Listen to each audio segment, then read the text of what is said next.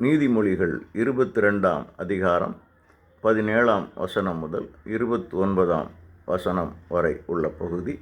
ராகம் தேஷ்.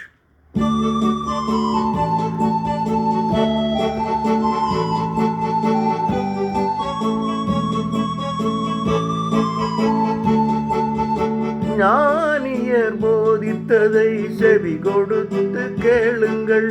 நான் புகட்டும் அறிவுரையை மனதில் ஏற்றுக்கொள்ளுங்கள். உள்ளமதில் பதிய வைத்து பிறருக்கும் அதை கூறுங்கள். மெய்யறிவை ஆண்டவரை நம்பும்படி சொல்லுங்கள். ஞானியர் போதித்ததை செவி கொடுத்து கேளுங்கள். நான் புகட்டும் அறிவுரையை மனதில் ஏற்றுக்கொள்ளுங்கள். உள்ளமதில் பதிய வைத்து பிறருக்கும் அதை கூறுங்கள். மெய்யறிவை ஆண்டவரை நம்பும்படி சொல்லுங்கள்.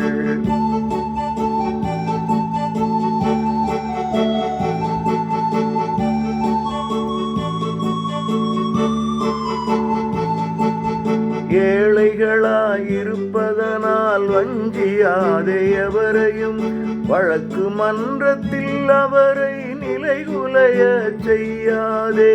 ஆண்டவரே அவர்களுக்காய் வாதம் செய்ய வந்திடுவார். வறியவரின் உயிர்களை அவர் பாதுகாத்து கொள்ளுவார்.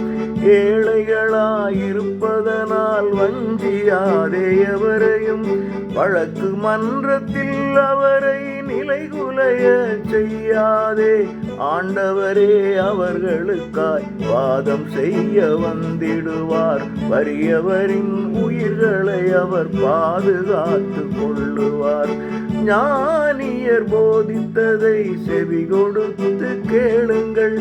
நான் புகட்டும் அறிவுரையை மனதில் ஏற்றுக்கொள்ளுங்கள்.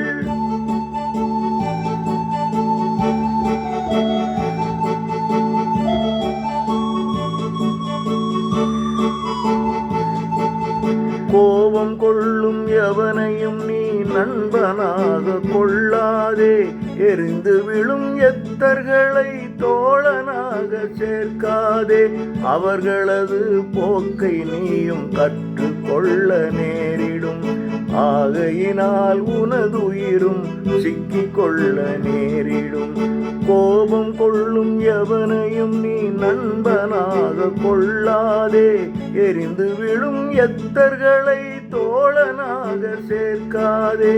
அவர்களது போக்கை நீயும் கற்றுக்கொள்ள நேரிடும். ஆகையினால் உனதுயிரும் சிக்கிக்கொள்ள நேரிடும். ஞானியர் போதித்ததை செவி கொடுத்து கேளுங்கள். நான் புகட்டும் அறிவுரையை மனதில் ஏற்றுக்கொள்ளுங்கள்.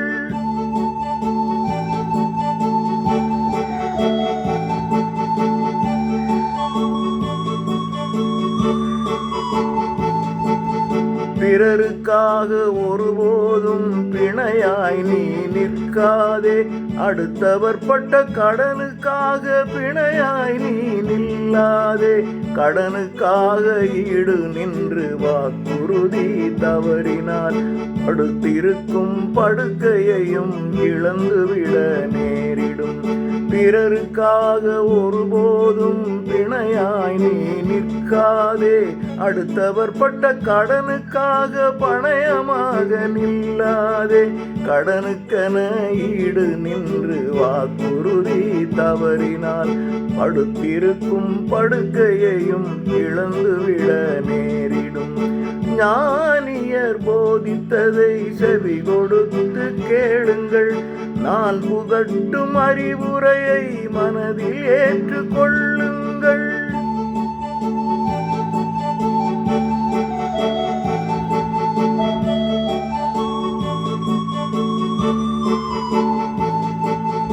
வழி வழி வரும் சொத்துக்களின் எல்லைகளை மாற்றாதே.